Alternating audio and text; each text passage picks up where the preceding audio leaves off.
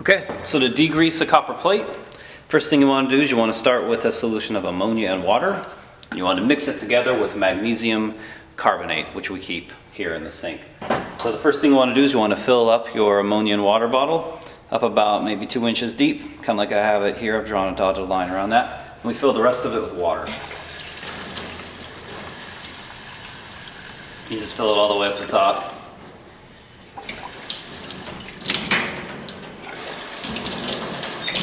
There you go. So if you ever have to refill this bottle, that's the way that you want to do it. Set the sprayer to sort of a mist instead of the straight. So something more like that. You can also use this to clean your windows if you want.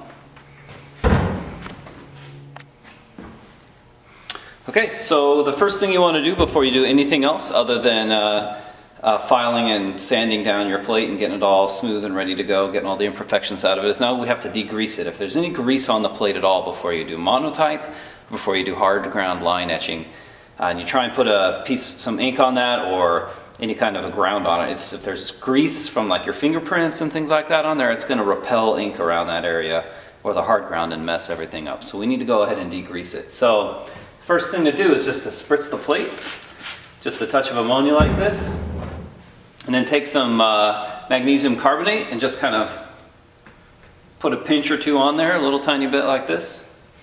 And then you can either use your hand or you can use like a felt of some sort if you want to. Some people like to use the kind of, like a paper towel or a felt or something like that. But you just basically want to rub this around on a plate for a minute.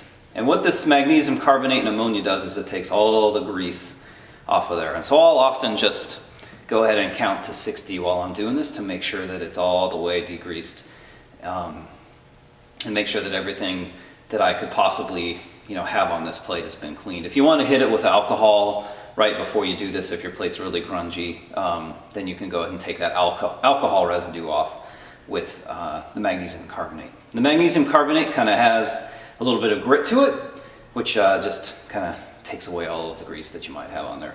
So I'm going to guess this has been about 60 seconds. Again, you guys should just stand here and count. And don't be lazy at this part. You really want to take, take as much time as you have to in order to get this thing good and degreased. This is one of the most important steps. So once we get that done, and we just want to rinse this off really well. So you want to make sure you rinse all of the magnesium carbonate off of there. So, and anytime we use magnesium carbonate in this class, we're going to refer to it as mag. And that's just, the shorthand for it. You use mag for an awful lot of things. So I make sure I get the edges as well, make sure everything is really good and clean. And whenever you know your plate's good and degreased when the water just kind of sheets off of it like this and comes down in like a nice clean sheet like that, and there aren't a lot of places where it's resisting.